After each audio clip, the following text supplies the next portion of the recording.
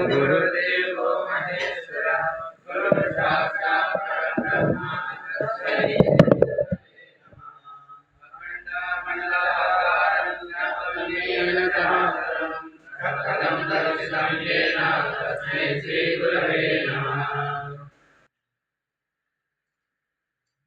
जिसको समझ में नहीं आया हो बोल सकता है।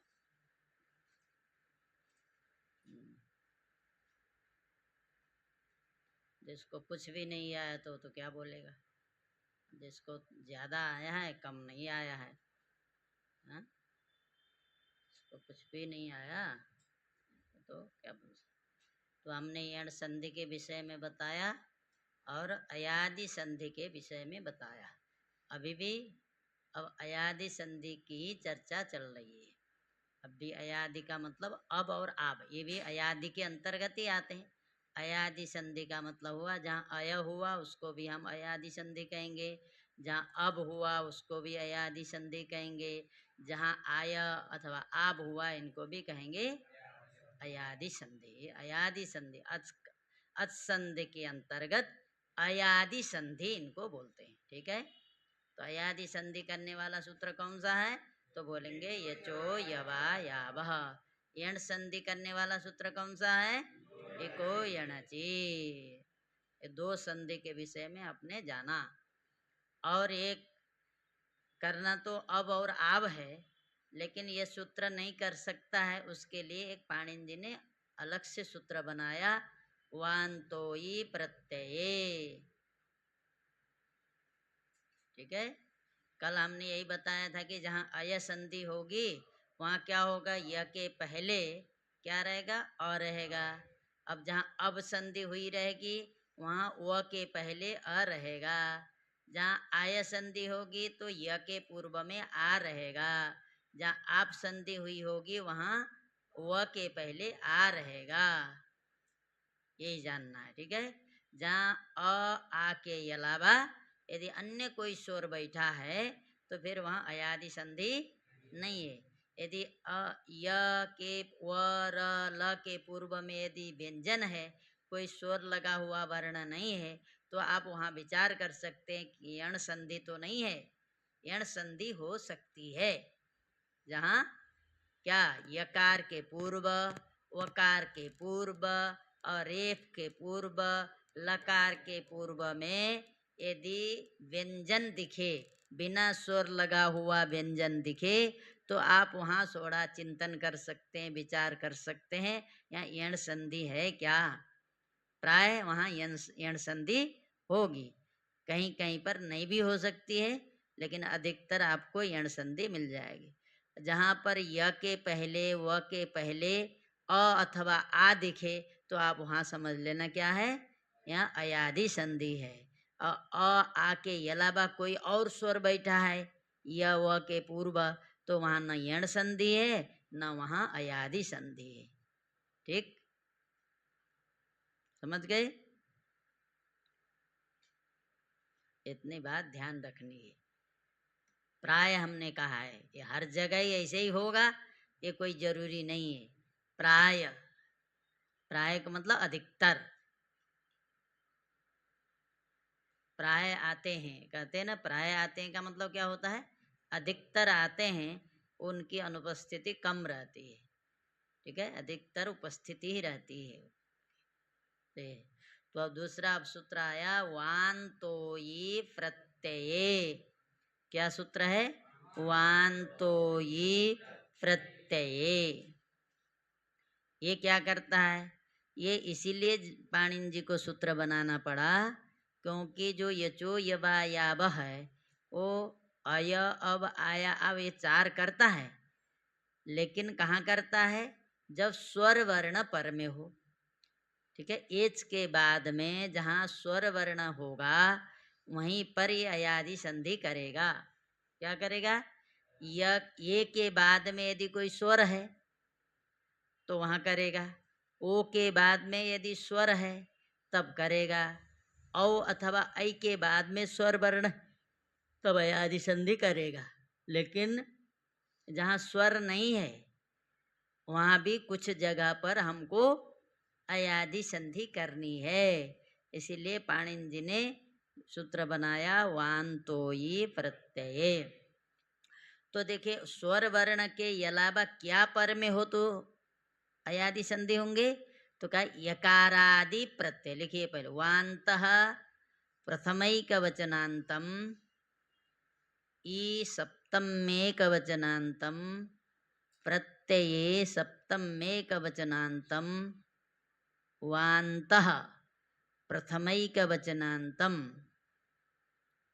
वान्तः प्रथमैकवचनान्तम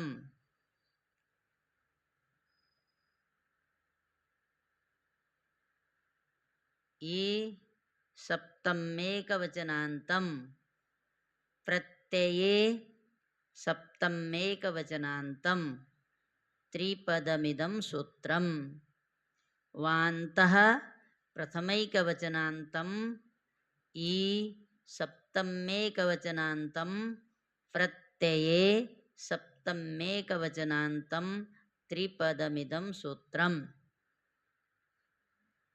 ठीक है, वान्तः प्रथमैकवचनान्तम ई सप्तमेकवचनान्तम प्रत्यये सप्तमेकवचनान्तम त्रिपदमिदं सूत्रम सूत्रेस्मिन् त्रीणि पदानि सन्ति। सूत्रेस्मिन् त्रीणि पदानि सन्ति। त्रिपदात्मकम सूत्रम माने तीन पद वाला सूत्र है। तो कौन कौन से पद हुए? वान्तः, ई, प्रत्यये। यहाँ तो अलग अलग दिख ही रहे हैं। वान्तः जब अकेला बोलेंगे तो वान्तः बोलेंगे, जब ई के साथ बोलते तो वान्तो बोला गया, संधि है वहाँ। अब आगे पढ़ोगे तो आप लोग को अपने आप पता चल जाएगा ये वान्तो क्यों लिखा। जब हल विसर्ग संधि पढ़ेंगे तो आपको अपने आप समझ में आ जाएगा। रामो गच्छति बोल देंगे, रामः गच्छति की जगह पर रामो गच्छति भी बोल सकते हैं। जब आगे आएंगे विसर्ग संधि में ये सब आपको ज्ञात हो जाएगा। ठीक है, तो वान्तः ये एक पद है, ई दूसरा पद है, प्रत्यय ये तीसरा पद है। ठीक है, वान्तः ई प्रत्यये, तो तीन पद हुए ना। वान्तः ई प्रत्यये, वान्तः ये प्रथमैक वचनांत है, ई सप्तमेक वचनांत है, और प्रत्यय ये भी सप्तमेक वचनांत है। वान्तः जो होता है, जो आदेश होता है उसमें प्रथमांत होती है, जो निमित्त होता है उसमें सप्तम में वो सप्तमी विभक्ति लगी होती है, और जो निमित्त है उसमें जो विशेषण है उसमें भी सप्तमी विभक्ति होती है। तो यहाँ निमित्त क्या है? ई दिया है, इसका मतलब ई सप्तमी है, इसका मतलब निमित्त है य। जैसे अची में सप्तमी है तो निमित्त क्या है? अच है। हम अची निमित्त है तो नहीं बोलते ना, अची सप्तमी है तो हम बोलते हैं निमित्त क्या है? अच है। उसी तरह यहाँ ई में सप्तमी है तो निमित्त क्या है? य है, यह निमित्त है। क्या होने में निमित्त है? वांत होने में। वांत का मतलब वांत दो ही है, अयादि में वांत दो हैं। कौन कौन? अब और आब, दो यांत हैं और दो वांत हैं। तो ये वांतो ये प्रत्यय यांत नहीं करेगा, वांत करेगा। क्या करेगा? अब और आब करेगा। ठीक है, वांत का मतलब जिसके अंत में वकार हो उसको वांत कहते हैं ना। जिसके अंत में वकार हो उससे क्या कहते हैं? वांत। तो ये केवल वांता आदेश कर रहा है। चलिए पहले अर्थ लिखे तो आपको बढ़िया से समझ में आएगा। यकारादि प्रत्यय पर में रहने पर, यकारादि प्रत्यय पर में रहने पर ओकार और औकार के स्थान पर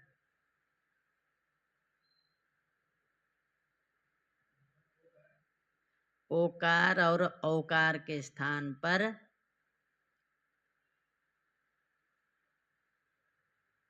अब और आब आदेश होते हैं। अब और आब आदेश होते हैं।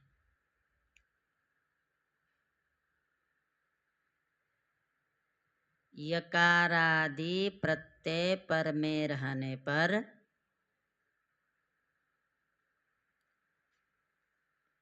ओकार और औकार के स्थान पर अब और आब आदेश होते हैं।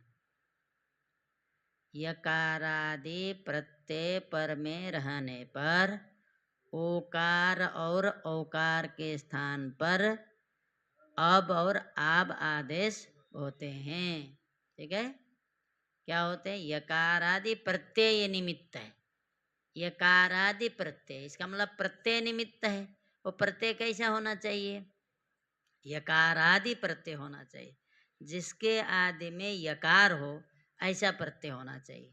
जिसके आदि में यकार हो ऐसा प्रत्यय होना चाहिए। ऐसा प्रत्यय यदि पर में है तब ओकार और औकार के स्थान पर वंतादेश करेंगे। समझ गए? केवल यकार परे होने से नहीं होगा। यकार क्या होना चाहिए? प्रत्यय होना चाहिए। जो प्रत्यय होते हैं क्या होते हैं? हमने क्या बोला था? प्रत्यय किससे होते हैं? प्रातिपदिक से और धातुओं से। तो ये यकार आदि प्रत्यय वो तिंग से आने वाला प्रत्यय, क्या नाम, धातु से आने वाले प्रत्यय भी यकार आदि हैं कि नहीं है? हैं। जब यत प्रत्यय करते हैं, अचो यत, कई हैं यकार आदि प्रत्यय हैं। तो इसने कहा कोई नाम नहीं ले रहा है कि यकार आदि प्रत्यय पर में रहने पर ओकार और औकार के स्थान पर वंत माने अब और आब होते हैं। तो आपने पहले निश्चित कर लिया यदि ओकार रहेगा तो उसके स्थान पर क्या होगा? आपने पहले बताया ना, यथा संख्य मनुदेश समानाम सूत्र से आप निश्चित कर चुके हैं कि एच कितने होते हैं? 4। अयादि कितने हैं? 4। तो क्या होगा? क्रम से बैठाया जाएगा। ए के स्थान पर अय होगा, ओ के स्थान पर अब होगा, ऐ के स्थान पर आय होगा और औ के स्थान पर। अब कहीं पर भी ये रहेगा तो अय ही होगा, दूसरा नहीं हो सकता। वो रहेगा तो अब ही होगा, और ऐ रहेगा तो आय होगा, और औ रहेगा तो आप होगा। ठीक है?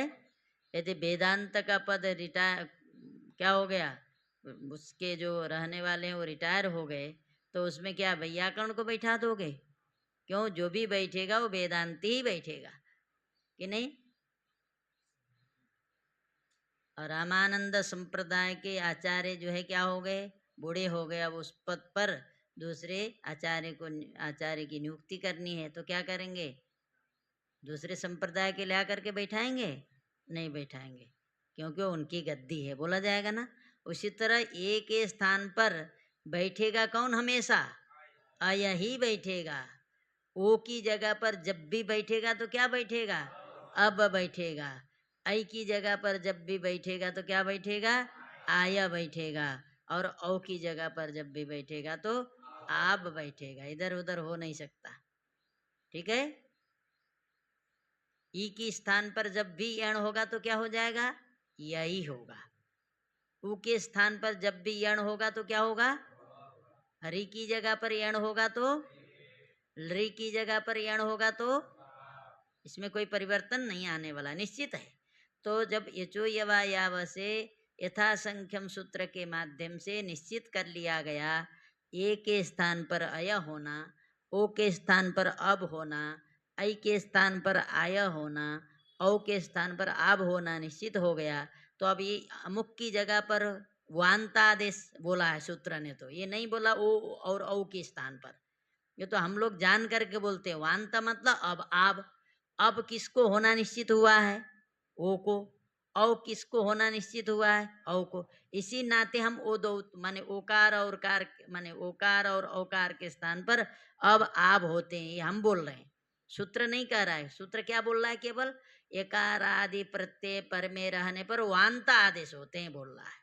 वांता आदेश तो किसको होंगे? तो हम जान गए पहले ही, हम जान चुके हैं कि वांता आदेश किसको होना है। ठीक है? उसी आशय से वहां वृत्ति लिख दिया, ओ दो तो हो। नहीं तो सूत्र बोल सकते हैं ना। कोई पूछ सकता है कि भाई जो वृत्ति में लिखा होता है किसी न किसी सूत्र से अनुवृत्ति आती है, तो बताइए यहाँ किससे अनुवृत्ति ले आए? उदौ तो किसी सूत्र में है ही नहीं। जैसे हलंत्यम सूत्र में आपने क्या बोला? उपदेशे। उपदेशे कहाँ से आया? उपदेशे जनुनासिक इत से। उपदेशे उसी से आया, इत भी उसी से आया, कहीं से आया ना, उस सूत्र में है ना, किसी सूत्र में है ना।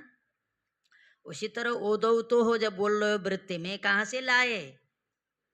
कोई पूछ देगा तो आप क्या उत्तर देना है? तो कहा कहीं से आया नहीं, क्योंकि ये तो बोला गया ना सूत्र में वांतादेश होता है। तो वांतादेश होता है तो किसको होगा? कभी भी वांतादेश होगा तो ओ और औ को होगा। तो इसीलिए हम बिना अनुवृत्ति ले आए भी हमको समझ में आ जाता है वांतादेश कह देने से ही कि ओ और औ को होना है। अब मान लो जहाँ आश्रम में कई छात्र हैं, तब क्या हो? अमुक भोजन बनाओ, अमुक झाड़ू लगाओ, अमुक कपड़े साफ करो, ये बोला जाएगा ना। जब अकेला है तो क्या होगा? उसको बोलने की जरूरत है, क्या क्या करना है वो अपने आप उसको ज्ञात हो जाएगा, उसको बताने की जरूरत नहीं होती।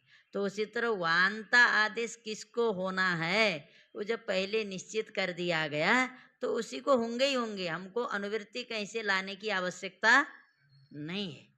ठीक है, कोई सूत्र यांता आदेश कहेगा तो हम अपने आप समझ जाएंगे कि ए और ऐ को होना है। ठीक है, वांता आदेश कह दिया तो किसको होना है, अपने आप पता लग जाएगा, ओ और औ को होना है। नए बच्चों को समझ में आ रहा है?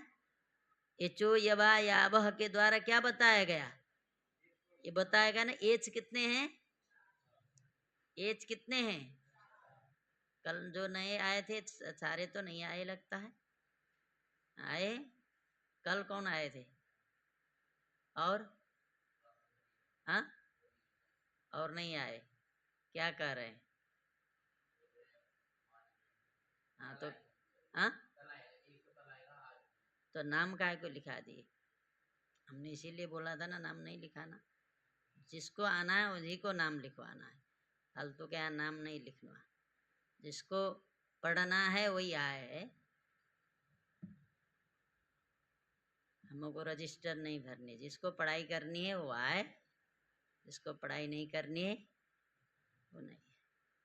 ठीक है, और समझ में नहीं आए तो उसको पूछ सकता है। ये जो है दुनिया में कोई नहीं कि पहले दिन चला जाए और सब कुछ समझ में आ जाए। अब ये समझ ले कि थोड़े 2-4 दिन पढ़ लें और वैयाकरण बन जाए, तब तो सब लोग वैयाकरण हो जाते। और थोड़े दिन पढ़ दे और वैज्ञानिक हो जाए तो सब वैज्ञानिक नहीं बन जाते, सब इंजीनियर नहीं हो जाते। हाँ, विद्या परिश्रमाधीना है, तो परिश्रम करोगे नहीं, सोचोगे उपस्थित हो जाओगे तो आ जाएगा, ऐसा संभव नहीं है। ठीक है, तो वांतादेश का मतलब है क्या है? अब और आब। वांतादेश का मतलब है अब और आब। ओकार रहेगा तो अब होगा, औकार रहेगा तो आब होगा। ठीक है, ओ रहने पर कब होगा? ओ रहेगा तो अब कब होगा? जब यकार आदि प्रत्यय उस ओकार के बाद में रहेगा। ओकार के बाद में क्या होगा? तब होगा। ऐसे नहीं ओकार रहने मात्र से वांतादेश नहीं होगा, ओ के बाद में यकार आदि प्रत्यय होना चाहिए, औ के बाद में यकार आदि प्रत्यय होना चाहिए। जब यकार आदि प्रत्यय रहेगा तभी वांतादेश कर सकते हैं। ठीक है, क्या समझ में आया? क्या हो रहा है सूत्र से? वांतादेश। वांतादेश का मतलब अब और आब। वांतादेश का मतलब अब और आब। ठीक है, अब और आब किसको होंगे? ओ और औ को। अब किसको होगा? ओ को। औ किसको होगा? औ को क्या होगा? ओ को क्या हो जाएगा? अब। औ को क्या होगा? आब। ठीक है, ये गांठ बांध दो। ओ जब भी रहेगा उसकी जगह पर अब होगा, औ जब भी रहेगा उसको क्या हो जाएगा? आब होगा। लेकिन कब होगा? जब यकारादि प्रत्यय, केवल एकारादि प्रत्यय होगा तभी होगा। यदि अन्य प्रत्यय है, एकार आदि नहीं है, तब फिर वहां नहीं होना है। या तो स्वर पर में हो तब अवादि माने करना है, या तो यकार आदि प्रत्यय हो तब करना है। वांतादेश कब करना है? स्वर वर्ण पर में हो, एच के बाद में स्वर वर्ण पर में हो तो करना है, और यकार आदि प्रत्यय पर में हो तो करना है। ठीक है, और सागर लिखो। हाँ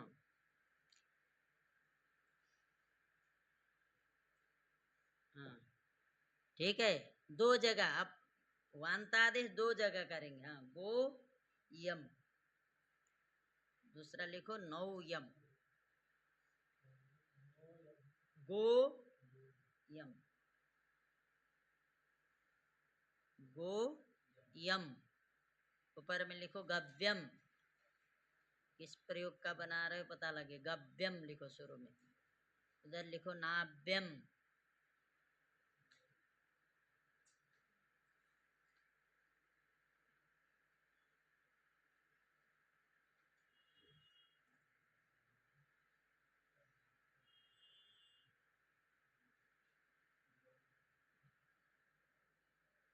गो यम। ठीक है, गो यम और नौ यम। देखिए गो यम और नौ यम है। ठीक है, अब यहाँ देखिए जो यम है ये गो शब्द से यत प्रत्यय हो करके यम बना है। गो यम एक ही शब्द है। गो शब्द से विकार अर्थ में यत प्रत्यय हो करके गव्यम बनता है। क्या बनता है? गो शब्द से विकार अर्थ में यत प्रत्यय हो करके क्या बनता है? यत में त की संज्ञा होती है तो य बसता है, तो बनता है गव्यम। इतना तो समझ लोगे। गो शब्द से विकार अर्थ में यत प्रत्यय हो करके गव्यम। गव्यम का मतलब गो का विकार, दूध दही घी गोमूत्र गोबर सबको हम गव्यम बोलते हैं। गो का जो भी विकार है, गो से हमको प्राप्त होता है, वही है गव्यम। गव्य मने दूध दही घी सब, गोबर गोमूत्र। पंचगव्य बोलते हैं ना, शुद्ध होने के लिए पंचगव्य पिलाया जाता है। हाँ, तो उसे पांच गव्य माने पांच गौ का विकार हो तो उसको पंचगव्य बोलते हैं। गव्य का मतलब है गो का विकार, जो भी हमको गो से प्राप्त होता है उसे बोलते गव्यम। तो गोयम है। अब यहाँ देखिए यकारादि प्रत्यय क्या है? यम मत बोलना, यहाँ यकारादि प्रत्यय केवल य है।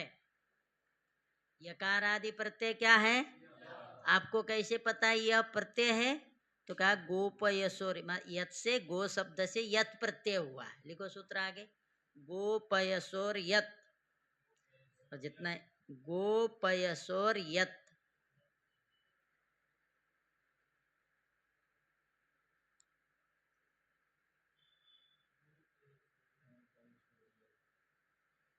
गोपयसोर यत। ठीक है, ये सूत्र है।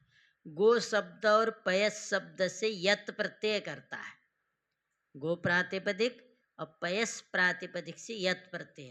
तो गो शब्द से यत प्रत्यय हुआ तो ये यम जो दिख रहा है, यम में यही वाला य प्रत्यय है। ठीक है, तो यहाँ यकार आदि प्रत्यय हो गया क्या हो गया? यकार आदि प्रत्यय य। उसके परिरत यहाँ क्या है? ओ है, तो उसको क्या करेंगे? अब करेंगे। यकारादि प्रत्यय पर रहते हुए यदि पूर्व में ओ हो तो क्या करना है? अब करना है। यकारादि प्रत्यय परे होते हुए यदि औ है तो क्या करना है? आब करना है। देखो दूसरे वाले में नौ यम है ना, ये यम का जो य है ये भी क्या है? यत प्रत्यय है। नौ भयो धर्म विष मूल तुल, बहुत लंबा सूत्र है, तुम लोग को याद नहीं होगा। ठीक है, यहाँ भी यत प्रत्यय समझ लो। आपको यदि आ जाए तो नौ भयो धर्म विष मूल इतना लिख लो, संकेत कर लो, तो वो सूत्र खोज लेना, तद्धित में है। उस सूत्र से यहाँ यत प्रत्यय, नौ शब्द से नौ बयोर विष मूल, इतना संकेत कर दो और सूत्र देख लेना। इस सूत्र से यत प्रत्यय होकर के यम है। ठीक है, यम का नौ यम में जो य है ये भी यह क्या यकार आदि प्रत्यय है, और गो यम में जो यह है ये भी क्या है, यकार आदि प्रत्यय है। ठीक है, यकार आदि प्रत्यय, तो दोनों जगह यकार आदि प्रत्यय है ना, क्या है, दोनों जगह एकार आदि प्रत्यय है। तो एकार आदि प्रत्यय पर में रहने पर क्या होता है, ओ को क्या होता है, औ को क्या होता है, आब होता है। तो यहाँ क्या है, गो यम में हाँ? ओ है, ओ होगा तो क्या हो जाएगा, और रहेगा तो क्या होगा। तो यहाँ यकार आदि प्रत्यय क्या है, दोनों जगह यम, गो नौ यम में भी य और गो यम में भी य। यकार आदि प्रत्यय का मतलब समझते हैं, ये य में कितने वर्ण हैं, य और अ, य और अ है। य क्या है, आदि में है, अ क्या है, अंत में है। तो इस प्रत्यय को हम क्या कहेंगे, एकार आदि, अकारांत ये बोलेंगे ना। सूत्र अकारांत नहीं बोल रहा, यकार आदि बोल रहा है। जिस प्रत्यय के आदि में य हो उसको यकार आदि बोलते हैं। तो यहाँ प्रत्यय है य और अ दोनों को मिला करके, इस प्रत्यय का आदि वर्ण क्या है, य है। तो इसको हम क्या कहेंगे, यकार आदि प्रत्यय। तो यकार आदि प्रत्यय परे है दोनों जगह, और पूर्व में एक जगह ओ है, एक जगह औ है। गो में ओ है और नौ में औ है। तो ओ है तो उसको हम क्या करेंगे, अब करेंगे, और औ होगा तो उसको क्या करेंगे, आप करेंगे। तो क्या बनेगा, अब देखो, गो लिखो नीचे, गो की जगह पर ओ को बैठाओ,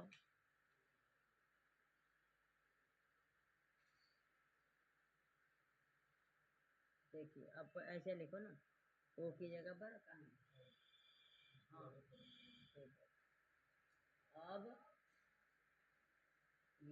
अब देखिए, हमने जब ओ की जगह पर अब बैठा दिया तो क्या होगा, देखिए अब इसमें गो यम को जब अलग करके लिखेंगे तो क्या लिखेंगे, ग ओ यम, ऐसे लिखेंगे ना।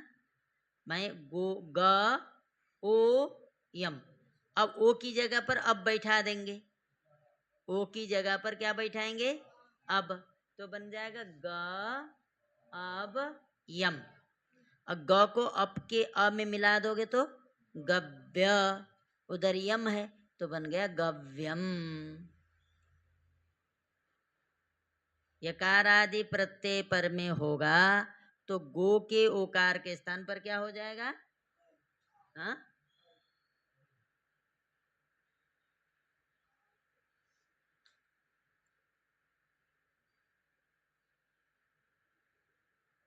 दूसरा भी लिखो इसी तरह। रामू आकर के लिखो, उसको दे और लिखने, क्या लिखता है रामू।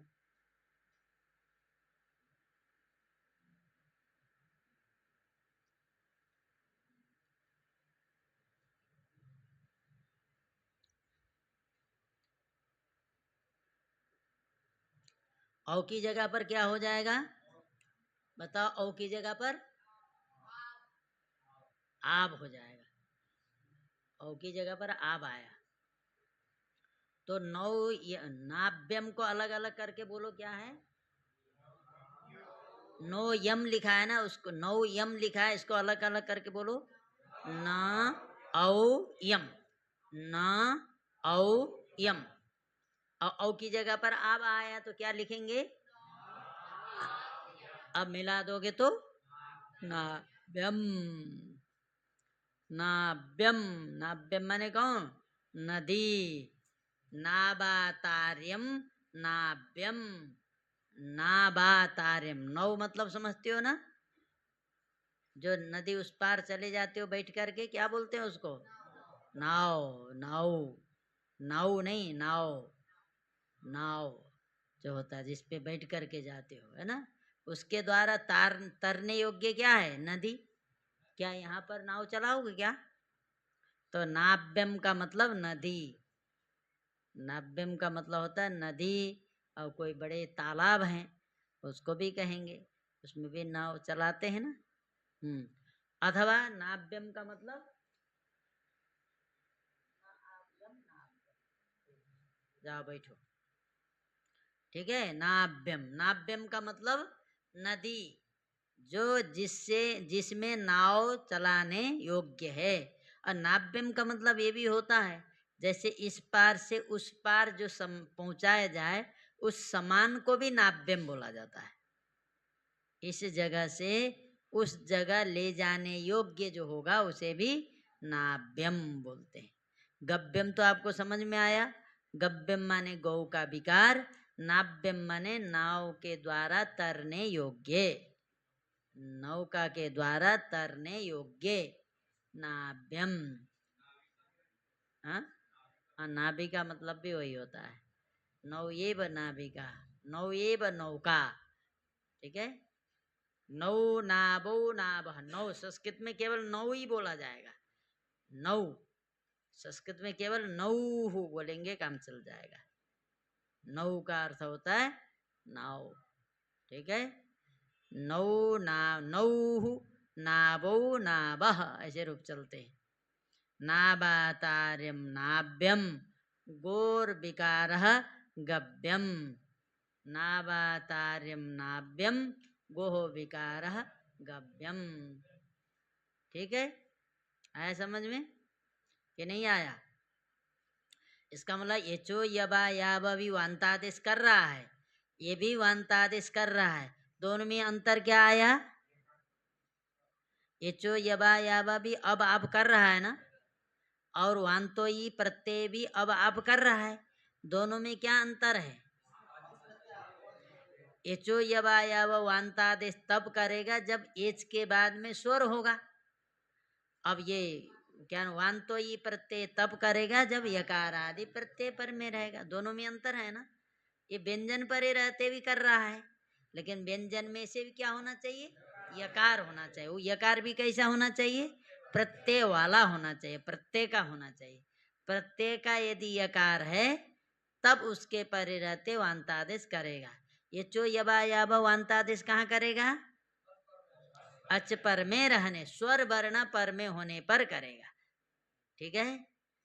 तो आपको वांतादेश कहाँ करना है, ये दो सूत्र ध्यान रखना है। ये दो सूत्र ध्यान रखोगे तो कहीं गड़बड़ नहीं होगा। अब एक प्रयोग दे रहे हैं, गव्यूति ही।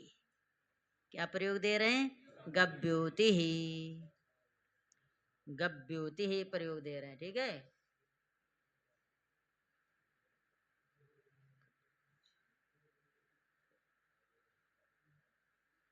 अब देखिए, गव्यूति का मतलब होता है दो कोस मार्ग। गव्यूति ही का मतलब होता है दो कोस मार्ग। दो कोस जो मार्ग है उसको बोलते हैं गव्यूति ही। ठीक है। यहाँ जो युति का यह है, ये प्रत्यय का यकार नहीं है, युति पूरा निपातित है। गो शब्द से युति का निपातन हुआ है। निपातन मतलब प्रत्यय नहीं, युति का निपातन हुआ है। तो इसका मतलब यहाँ यकार आदि यदि प्रत्यय होता तो वांतो ही प्रत्यय लगता। यदि स्वर वर्ण पर में होता तो यचो यबा याबा लगता। तो यहाँ गो युति है, संधि विच्छेद क्या होगा गव्यूति का? गो युति ही, गो युति ही। यू में बड़ी दिया छोटी? हाँ, युति ही। ठीक है। तो इसका मतलब युति ही। अब यहाँ गो है प्लस युति ही है। अब यहाँ न यकार आदि प्रत्यय बाद में है न स्वर वर्ण बाद में है, तो यहाँ यचो यबा याबा भी नहीं कर सकते और वांतो ई प्रत्यय सूत्र भी नहीं कर सकते। तो इसके लिए फिर वार्तिककार जो कात्यायन है उन्होंने लिखा अध्व परिमाणे च। अध्व परिमाणे मतलब होता है मार्ग का परिमाण अर्थ प्रतीत होने पर। लिखिए अर्थ, मार्ग का परिमाण अर्थ प्रतीत होने पर गो शब्द को अब आदेश होता है युति शब्द पर में रहने पर। गो युति ही, गो युति ही। अब यहाँ गो में ओ को अब करोगे तो क्या बनेगा? गो की, हाँ, गो की ओ की जगह पर आप अब बैठा दो, ग अब युति ही, युति ही, ग अब युति, ऊपर आ जाओ, लिखो ग अब युति,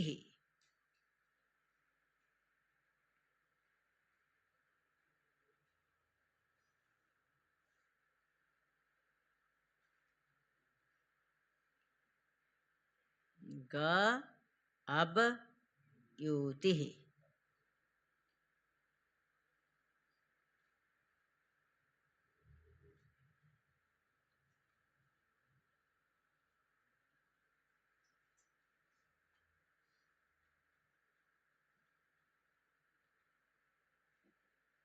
गब्युति शब्द है तो क्या करेंगे, गो युति, अब गो युति, ओ की जगह पर अब आ गया, ग अब युति मिला देंगे तो गब्युति ही। गब्युति का मतलब दो कोस मार्ग। कहाँ से आए हैं तो गब्युति ही, बोलो दो कोस से आए हो तो कहो गब्युति ही, दो कोस मार्ग। गब्युति का अर्थ एक गो से कोई मतलब नहीं, युति से कोई, में गब्युति मतलब दो कोस मार्ग, जिसका परिमाण दो कोस हो उस मार्ग का नाम हो जाएगा गब्युति ही। ठीक है, आया समझ में? चलिए, अधिंग गुण, हाँ,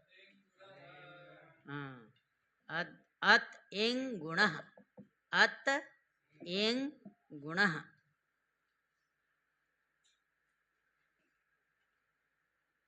अत इंग गुण,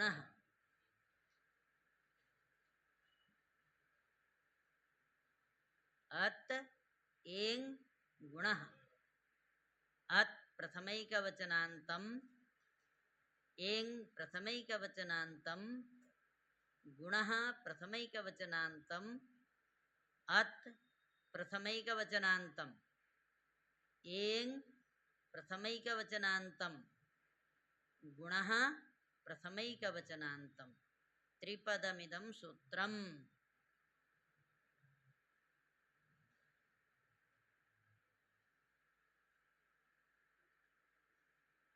अत प्रथमैकवचनान्तम, एंग प्रथमैकवचनान्तम, गुणः प्रथमैकवचनान्तम, त्रिपदमिदं सूत्रम्।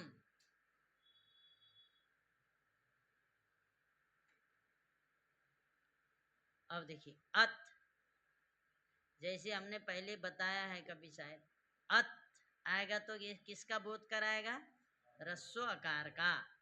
इत आएगा तो रस्व इकार।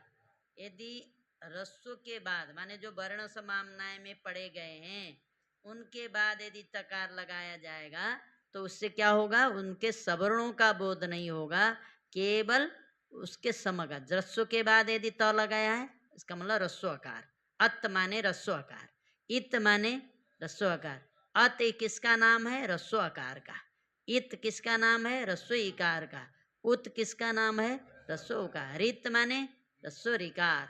ये ठीक है, तो इसका मतलब अत माने ह्रस्व आकार, और ह्रस्व आकार और ए ओ की गुण संज्ञा होती है।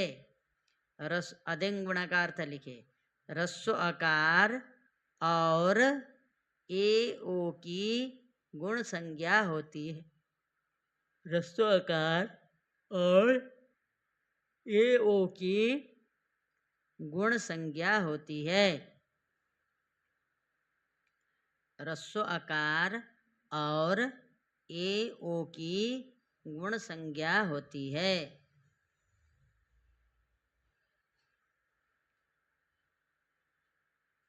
ह्रस्व आकार और ए ओ की गुण संज्ञा होती है।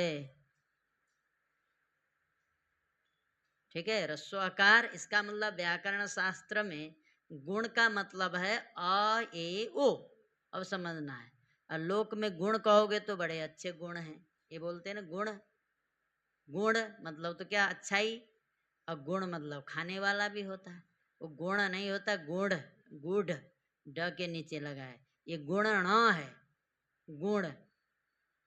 ठीक है, गुण जो होते हैं क्या होते हैं, यहाँ गुण से हम व्याकरण शास्त्र में गुण का मतलब ही है अ ये ओ, इसके अलावा कोई गुण नहीं है। ज्योतिष में गुण मतलब क्या होता है? हाँ, इसके क्या कितने पूरे गुण मिल गए, ये हो गए, वो बोलते हैं। अब जो है ज्योतिष वाले से पूछो, ठीक है। हाँ, हम व्याकरण है, हम क्यों बताएं गुण क्या होते हैं। हाँ, तो हम व्याकरण के जो गुण है वही बताएंगे। हाँ, व्याकरण में जो गुण है वो क्या है? जब 36 गुण मिल गए तो 8 गुण कैसे हो गए भाई? तुम कहता है 36 गुण मिल गए, कह रहा है गुण 8 होते हैं। अब भैया जो नैयायिक क्या 24 गुण होते हैं, है ना। नैयायिक कितने गुण मानते हैं? 24 गुण मानते हैं। लेकिन व्याकरण 3 को ही गुण मानते हैं। क्या है उनके यहाँ गुण? अ ए ओ। गुण क्या है? तुम बताओ, ये ज्योतिष पढ़ रहा है, गुण बताओ। ज्योतिष में क्या है गुण? उसको पूछ रहा हूँ, ज्योतिष पढ़ रहा है ना। कहाँ गया था बीच में, फिर गैप हो गया? कहाँ गया? नवरात्र में तो पूरे तो नहीं, पहले शुरू में तो था ही। अच्छा, नहीं था, चलो ठीक। नवरात्र में दक्षिणा कमा करके आए, ठीक है, खर्चा निकल लिए, अच्छी बात है।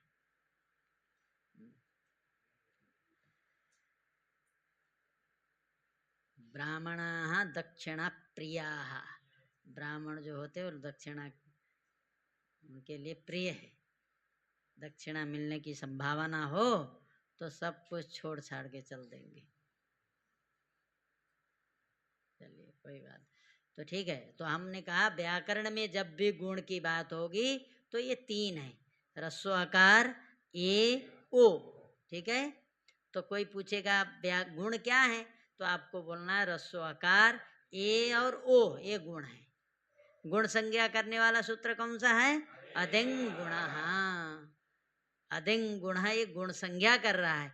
किसकी कर रहा है? अ ए ओ। तो अ माने रस्व अ। हाँ, क्यों रस्व अ लेते हो? तो कहते हैं त पर यहाँ त लगाया है ना, और रस्व लेते हो। ए से कौन लेते हो? ए ओ से दीर्घ। ये भी प्लुत नहीं लेंगे, रस्व तो होते नहीं, लेकिन दीर्घ ही लिया जाएगा, ठीक है।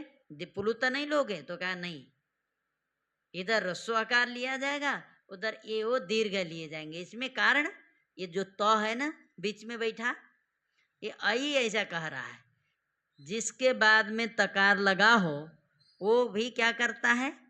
जिसके बाद लगा है वो उसी का बोध कराएगा, और फिर जो तकार के बाद में होंगे वो भी क्या कराएंगे? वो भी जो है वही बोध कराएंगे, उसके सवर्ण का बोध नहीं कराएंगे। पहले अ है तो अ किसका बोध कराएगा? केवल रस्वाकार का। और त के बाद में क्या है? ए और ओ है, वो क्या कराएंगे? दीर्घ ए ओ का ही बोध कराएंगे, प्लुत का बोध नहीं कराएंगे। क्यों? तकार के पहले अ है, तकार के बाद में एंग है, ये अपने समकाल का ही बोध कराएंगे, भिन्न काल का बोध। ऊपर बैठो, ऊपर बैठो। हाँ, क्या है? रस्व, वो क्या करे? रस्व आकार का बोध कराएगा, और त के बाद में ए ओ है तो वो क्या कराएंगे? दीर्घ ए ओ का ही बोध कराएंगे, ठीक है। अकार के बाद में तकार है तो अकार किसका बोध कराएगा? रस्व आकार का बोध कराएगा। तकार के बाद में ये ओ है तो इसीलिए ए दीर्घ ए ओ का ही बोध कराएंगे, यहाँ प्लुत का बोध नहीं होगा, ठीक है। यही हेतु है। क्या? त यदि त नहीं होता, यहाँ अ के बाद में तकार नहीं होता, तो फिर क्या होता है? अभी 18 का बोध कराता। क्या? यदि अकार के बाद में तकार नहीं होता, यदि तकार के बाद में ए नहीं होते, ए ओ, तो क्या कराते? ये सवर्णों का भी बोध कराते। यहाँ क्या है? तकार के पहले ह्रस्वाकार है और तकार के बाद में ए ओ है, इसीलिए वो क्या कराएंगे? हाँ, अ से केवल ह्रस्व का बोध होगा, ए ओ से केवल दीर्घ ए ओ का बोध होगा, ठीक है। आपको अब व्याकरण शास्त्र में यही जानना है, तकार के पहले जो स्वर होगा वो क्या करेगा? रस्व का बोध कराएगा। और जो तकार के बाद में स्वर होगा वो भी दीर्घ का कराएगा नहीं। यदि दीर्घ होगा तो उसमें तकार का कोई मतलब नहीं है। माने जो वर्ण समाम्नाय में पढ़े गए हैं उनमें यदि तकार लगा है तो वो क्या करेंगे, जो वर्ण समाम्नाय में पढ़े गए हैं उनके बाद में तकार लगा है अथवा उनके पहले तकार लगा है तो वर्ण समाम्नाय में जो पढ़े गए उनका ही बोध कराएगा, उसके सवर्णों का बोध नहीं कराएगा। ठीक है।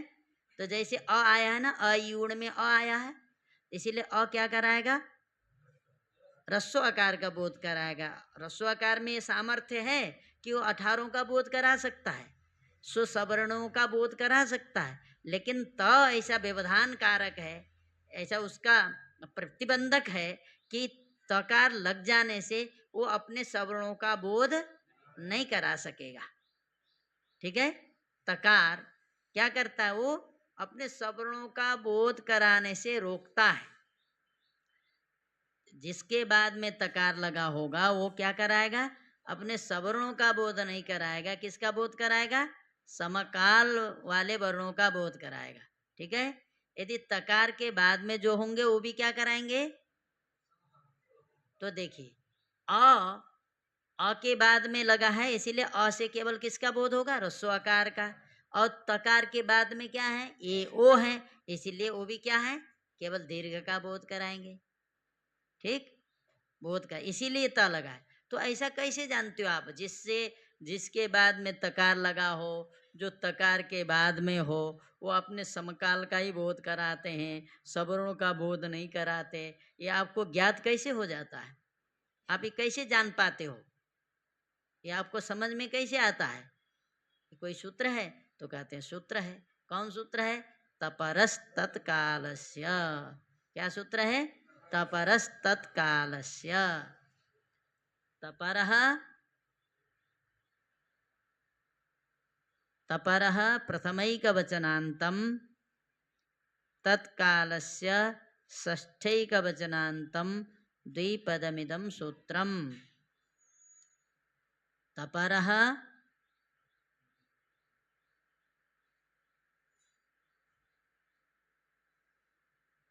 प्रथमैकवचनान्तं तत्कालस्य षष्ठैकवचनान्तं द्विपदमिदं सूत्रम्।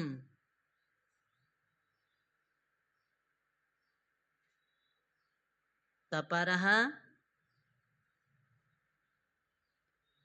प्रथमैकवचनान्तं तत्कालस्य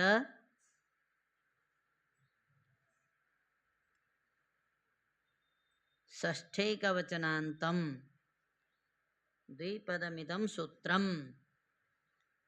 लिखिए, तकार पर में है जिससे, तकार पर में है जिससे,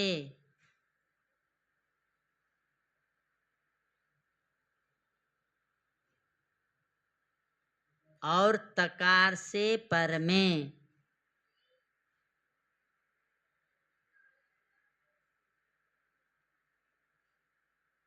जो अण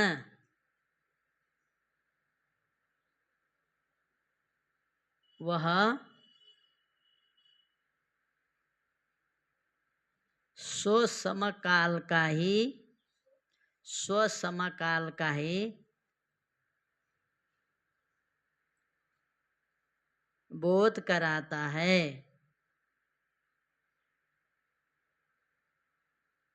क्या लिखे,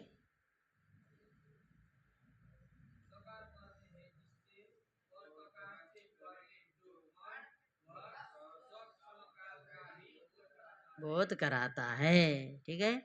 तकार पर में है जिससे, जिससे तकार पर में है, और तकार से पर में जो है, ठीक है, जिससे तकार पर में है और तकार से पर में जो है वह अण क्या करता है, अपने समकाल वाले का ही बोध, समकाल सो समकाल का ही बोध कराता है। समझ गए।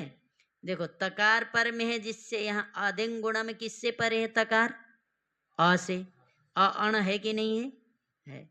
तो वो क्या कराएगा, अपने समकाल वाले का बोध कराएगा। समकाल मतलब समझते हो, छः का, रस्व कितने प्रकार के हैं? रस्व कितने हैं? दीर्घ, अप्लुत भी। तो समकाल वाले जो रस्व हैं वही हुए। तो जिससे परे तकार होगा वो अपने समकाल का ही बोध कराएगा। इसका मतलब केवल रस्व का बोध कराएगा। और तकार के बाद में जो क्या है ये वो भी अपने समकाल वाले का ही बोध कर। अधिक काल वाले कौन हो गए? रस्व के अधिक काल कौन हुए? दीर्घ, प्लुत। ये समकाल नहीं हुए। समकाल का मतलब मात्रा, उसके समान मात्रा। जो रस्व अ है उसके समान मात्रा वाले कौन होंगे? रस्व ही तो होंगे। दीर्घ जो है वो उसके समान मात्रा वाले नहीं है। इसीलिए जहाँ अण के बाद में क्या हो? तकार हो, और तकार के बाद में अण हो, तो वो क्या कराएंगे? अपने समकाल का ही बोध कराते हैं। ठीक है, अधिक काल वाले का बोध नहीं। इसीलिए अत का अर्थ हुआ रस्वाकार और एंग का अर्थ हुआ ए ओ, अर्थात दीर्घ ए ओ की गुण संज्ञा होती है। रस्वाकार और दीर्घ ए ओ की गुण संज्ञा होती है। ये समझ में आया? ठीक है, रस्व आकार और ए ओ ये गुण है। तो व्याकरण शास्त्र में कितने गुण हुए? 3। व्याकरण शास्त्र में गुण की संख्या कितनी है? 3 है। ठीक है, आज आप लोगों को इतना ही करते हैं। ठीक है, अब आप लोग दूसरा पढ़िए।